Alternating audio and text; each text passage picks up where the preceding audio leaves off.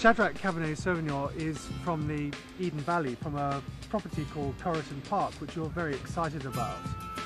Tell me a little bit about the property.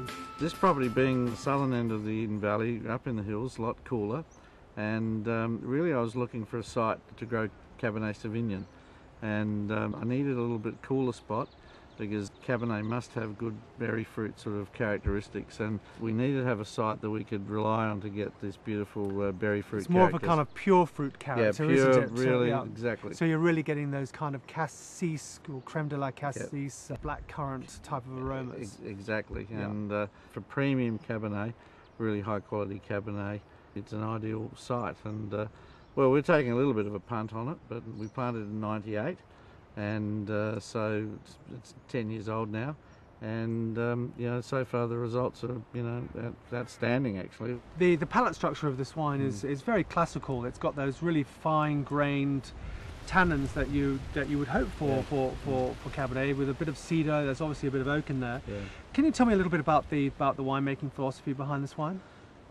Yes, we're trying to really make a leaner style Cabernet, and we really want to make sure that we get nice flavour ripe in the grapes, so we're sort of always up there walking around just tasting them, and try and blend up a wine which has got the fruit, and we want this nice pure blackberry you know, and black currant sort of Cabernet type fruit. And obviously to get the structure and the palate, obviously it's in French oak, so those fine grained tannins you talk about are incredibly important, because at the end of the day we're wanting a wine that's going to have the structure to live, but it's also got to be it's got to be a wine that people like to drink, and it's really got to be have an appeal about it. The tannin quality in this wine, you know, is really describe it as fine-grained tannins. They're not really loose-knit. They're quite tight and very reminiscent of the left bank of Bordeaux, more up to the north, the kind of classical Pauillac type of structure.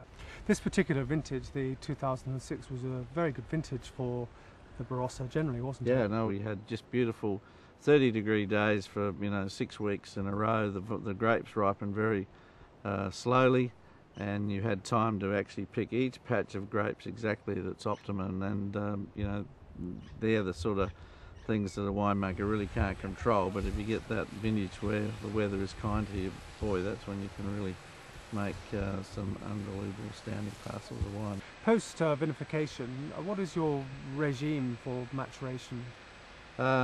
These wines are only 18 to 20 months in oak before we then take them out of oak and prepare them for bottling. This wine would always be bottled before the second vintage. Yeah. And I think that this is where this wine is very successful for the 2006 vintage, because it is very much in the idiom of classical Cabernet.